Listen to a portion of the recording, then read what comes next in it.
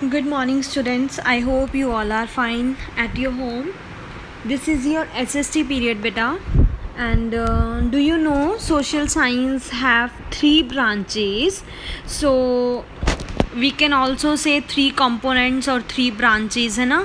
So three branches are geography, history, social and political life which is also known as civics. कुछ बच्चे जो हैं confuse होते हैं सोशल एंड पॉलिटिकल लाइफ और सिविक्स में. तो बच्चे ये दोनों two are similar things. Okay, ये सिमिलर ही हैं. So today we are going to start our geography part because we have done social and political life unit 1. So we are going to start geography now. Geography unit 1 chapter number 1, the earth in the solar system. So open your books all of you. So in geography we learn about our planet. Name earth, its feature, ठीक है, उसकी uniqueness, its diversity and learn how to live harmony with our environment. कैसे हमने हमारे planet earth के बारे में पता चलता है with the help of geography. उसके डिफरेंट फीचर्स के बारे में पता लगता है.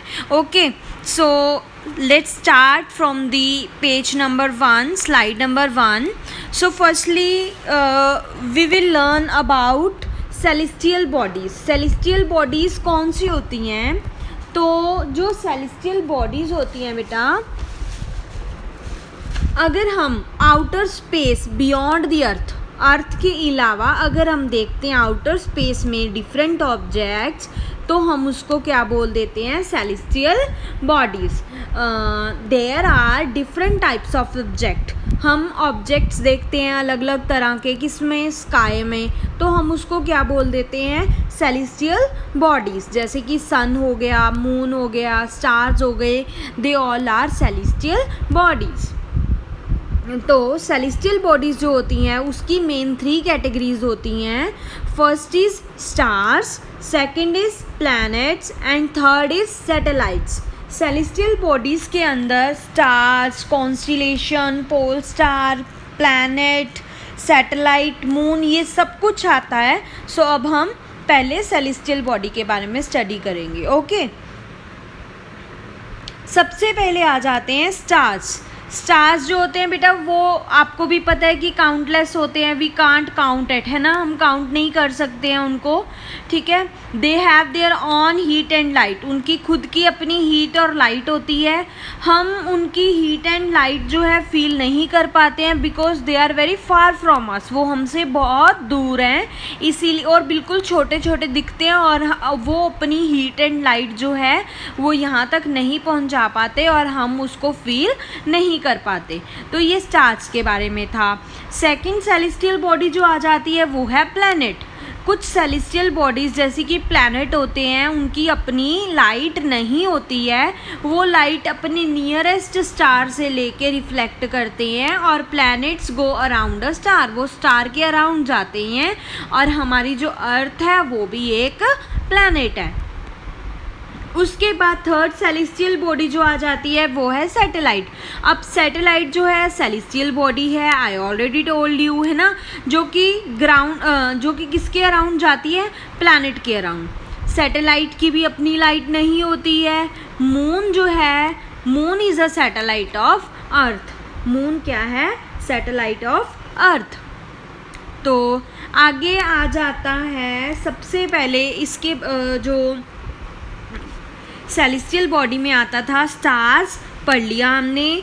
ठीक है, कॉन्स्टेलेशन के बारे में भी पढ़ लिया, प्लैनेट्स के बारे में भी, सैटेलाइट के बारे में भी. अब रह गया हमारा पोल स्टार और मून. सबसे पहले हम पोल स्टार और मून के बारे में पढ़ते हैं. तो पोल स्टार क्या होता है? In the night face towards the north and look up in the sky. रात को अगर हम नॉर्थ की तरफ देखते हैं ना, स्काई की तरफ, तो you will find a group of 7 stars. मैंने आपको ऑलरेडी ये समझाया था. हम 7 स्टार्स को फेस करते हैं. 7 स्टार्स को सप्तऋषि कहा जाता है.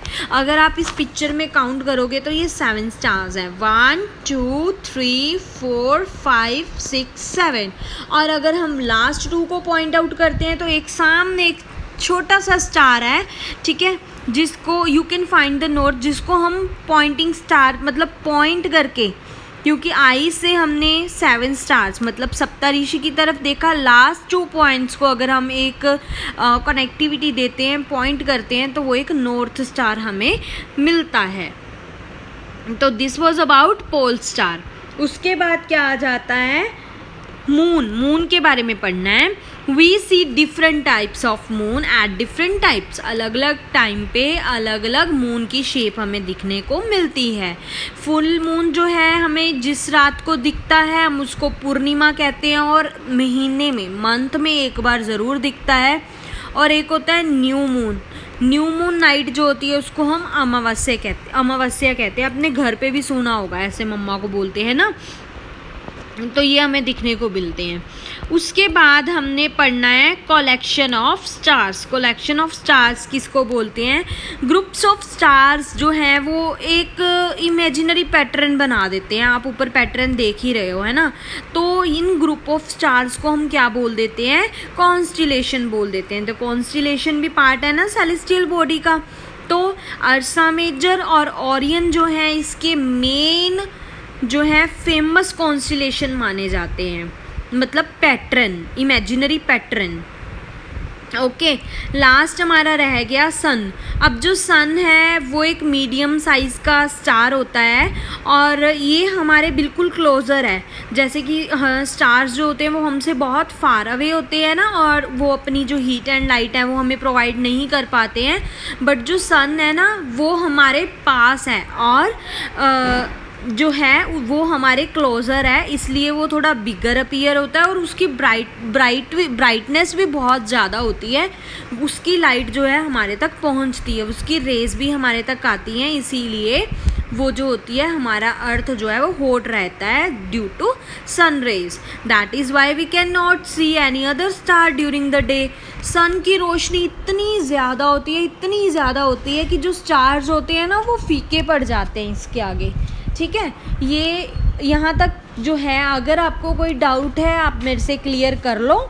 After that we will continue our chapter. मैंने आपको कल जो है इमेजेस भी सेंड की थी क्वेश्चन आंसर्स की, आपने वो भी अच्छे से कर लेनी है अपनी ज्योग्राफी की नोटबुक पर। After completing your work you have to learn all the questions, do written practice in your rough notebook. Okay बेटा, हैव अ नाइस डे।